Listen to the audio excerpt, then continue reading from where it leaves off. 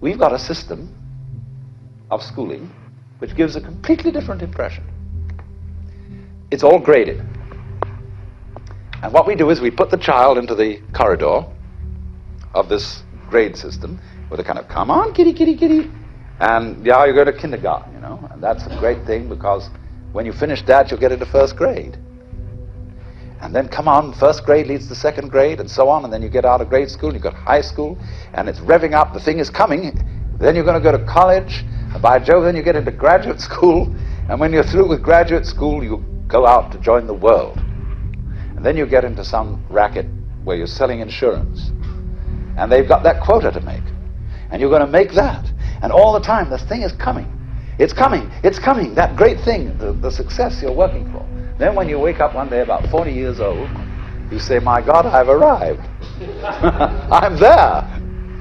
And you don't feel very different from what you always felt. And there's a slight letdown because you feel there's a hoax. And there was a hoax. A dreadful hoax. They made you miss everything by expectation. Look at the people who live to retire and put those savings away. And then when they're 65, they don't have any energy left, they're more or less impotent, and they go and rot in an old people's, senior citizens community. Because we've simply cheated ourselves the whole way down the line.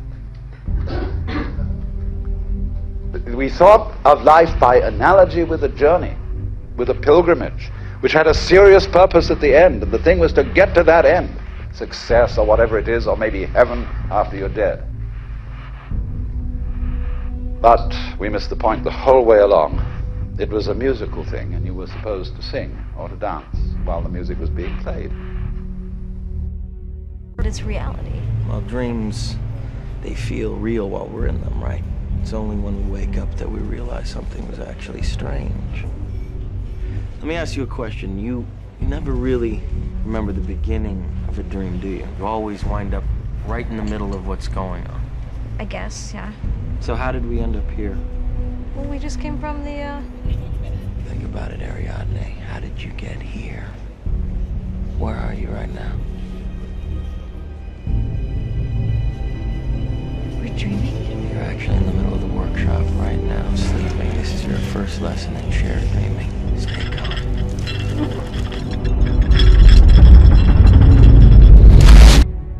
Then we start to see reality in a different way. This is a wonderful quote. You were born an original, don't die a copy. So many people do that. They go through their lives thinking the norm in society is the only possible perception of reality. And because the majority appear to believe it, therefore by definition it must be true. Truth does not change because it is or is not believed by the majority of the people. As Gandhi said, even if you are in a minority of one, the truth is still the truth. Or as this proverb says, the multitude is always wrong. And invariably, when you look through what we call history, it turns out that way. It is the people who have challenged that have moved us forward in terms of our understanding of who we are and the nature of the world we live in. It had something to do with a safe. God, why is it so hard to remember? You know, I have this thing, I just mentioned it a few minutes ago, when you go, we get so close to things, and therefore they become so normal that we never question them. Take a deep breath, take a step back, look at it again. Traveling through space, throughout our galaxy, and discovering cultures who had reached advanced maturity that had actually destroyed themselves because they lost their original intent. And I believe that the original intent is learning to totally and unconditionally not only love oneself, but love all. When you lose focus of that,